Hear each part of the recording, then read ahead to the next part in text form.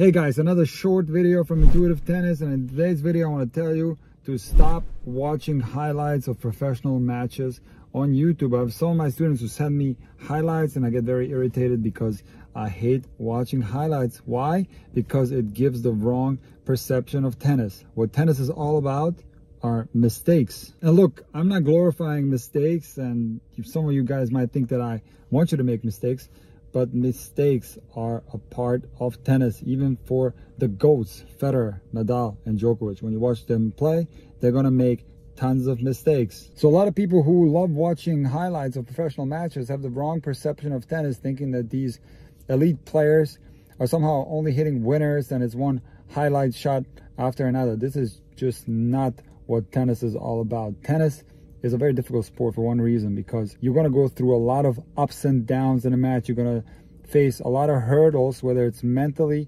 physically, or tactically. There's going to be shifts in momentum. The momentum is going to change depending on who you're playing against, and naturally you're going to go through these ups and downs and you're going to commit a lot of mistakes. This is the reality of tennis. And how you make it through these natural ups and downs of a match, it will determine what quality you have as a tennis player. And this is where the GOATs, Federer, Nadal, and Djokovic, are some of the greatest of all time. They're able to come out of the slumps in matches really well and come out on top as winners. And some of you guys might have seen some of my videos where I feature my students who are mostly recreational players, and I put their ratings, and often if you read the comments, my students get completely destroyed in the comments section because people are doubting their ratings. And here's the thing with recreational tennis on YouTube. I do think recreational tennis content on YouTube, match play, is something that's fantastic, because recreational players can often kind of see themselves and when they watch these matches, and it is helpful content,